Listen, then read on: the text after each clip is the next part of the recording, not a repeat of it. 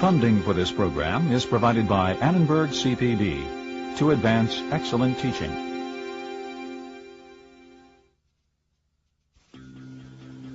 Can new computer techniques tell if a person is an alcoholic, a manic depressive, or a schizophrenic, or if he might become one in the future?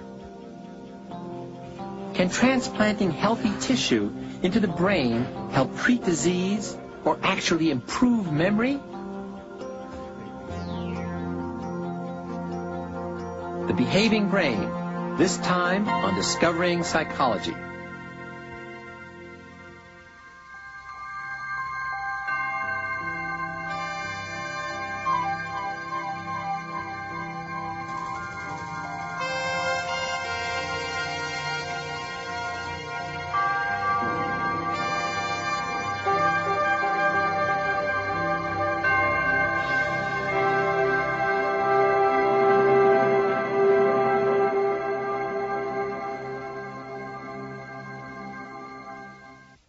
This is a cauliflower, a rather bland 2-pound vegetable with limited gourmet potential.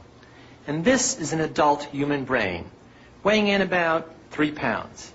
They may look somewhat alike, but within this small, fragile mass is the most complex structure in the known universe.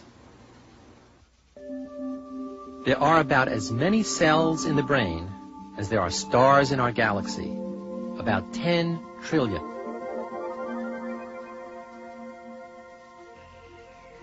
Although they come in more than 200 different types, these cells, called neurons and glia, are all designed to do just 3 things: receive information from other cells, process it, and then transmit it to the rest of the body. All behavior begins with the actions of the neuron. First, it gathers incoming information at one end from receptors spread around its branch fibers or dendrites. Next, the information is sent to the neuron's cell body, or soma, where it's combined with other incoming information. Then, the entire input is passed along within the neuron's extended fiber, or axon, in the form of an electrical discharge or nerve impulse. The impulse ends up here, at the neuron's terminal buttons. These buttons contain chemicals which are subsequently released, sending in effect a chemical message to adjacent neurons. Although packed tightly together, no 2 neurons actually touch. They have to send the messages across the liquid-filled gap between them, the synaptic gap or synapse. These chemical messages are called neurotransmitters. When a neurotransmitter is released into the synapse, it attaches to specific receptor sites on the membrane of dendrites in neighboring neurons, like a key fitting precisely into the tumbler of a lock. Some synapses are excitatory. The neurotransmitters cause the neuron on the other side of the synapse to generate a nerve impulse, an electrical charge. While other synapses are inhibitory, reducing or preventing nerve impulses.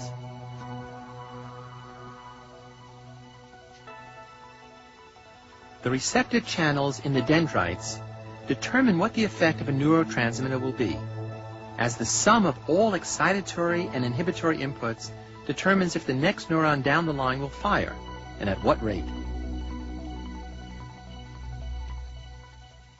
This constant flow of nerve impulses and transmitter chemicals throughout our body gives human behavior its incredible complexity.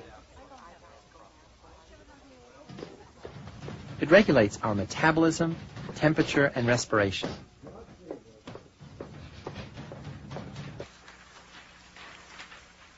It enables us to learn, remember, and decide.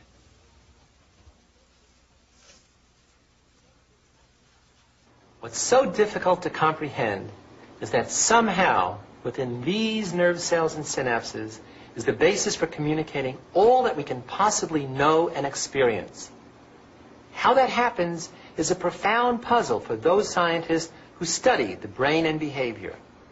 There are a new breed of researchers called neuroscientists, drawn from about 20 different disciplines, including psychology.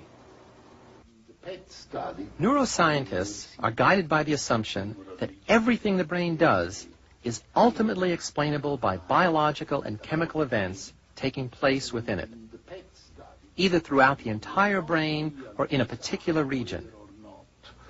This tumor which is For these researchers, understanding behavior means knowing its biological foundation. The brain is an integral part of the nervous system, and it works in a holistic way, with all its parts interacting, although some regions are specialized for getting particular jobs done in the most efficient way. Let's take a quick tour so we can learn our way around. First stop is the brainstem, which connects the brain to the nerves in the spinal cord. It's the center for basic life support, breathing, the beating of the heart, waking, and sleeping. Connected to the brainstem, at the back of the skull, is the cerebellum, which has the task of coordinating body movements, controlling posture, and maintaining equilibrium. Next, deep within the brain is the limbic system, which contains several structures that make up the old mammalian brain that we have in common with other mammals. It maintains the balance of the body's internal workings, its temperature, blood pressure, and sugar levels, among others. It also regulates emotions and the powerful drives of self-preservation and sexual desire. The four most important parts of the limbic system are the amygdala, the hippocampus, the hypothalamus, and the thalamus. The amygdala is the pathway into the limbic system for sensory impulses. The hippocampus is a basic information processor. It matches new information to information that's already stored in the brain. It also stores some kinds of memories. The hypothalamus acts as a liaison between the body and the rest of the brain, releasing at least 7 different hormones to the pituitary gland, which in turn releases hormones into the bloodstream, influencing growth and sex. The thalamus is a relay station, sending signals from the rest of the body to the appropriate regions of the brain. Surrounding these evolutionary, older, more primitive structures that make up the limbic system is the cerebrum, in humans the largest part of the brain. It's here that nerve impulses get translated into images, symbols, words, and ideas. The cerebrum is divided into 2 halves, the cerebral hemispheres, which are connected by millions of nerve fibers that make up the corpus callosum, a conduit for messages traveling between the right and left sides of the brain. The outer layer of the cerebrum is the cortex, the familiar convoluted surface of the brain, the center of conscious thought, perception, and integration of all sensation and responses. Top management in the hierarchy of the brain's activities. To probe the secrets of all these regions of the brain requires many different methods, some old, some brand new. The earliest information came from autopsies of patients with brain damage, stroke, and disease. Patients in whom certain behaviors like speech had been impaired. Later, with animals, researchers used lesioning, the precise destruction of brain tissue, in order to correlate any loss of behavioral and sensory functions with the loss of tissue in a given region of the brain. Or they stimulated a specific region with minute amounts of electrical current or chemicals. Today, the newest approach is brain imaging, which can measure the brain structure or its functioning. Imaging provides researchers, psychiatrists, and surgeons with actual pictures of the brain's inner workings.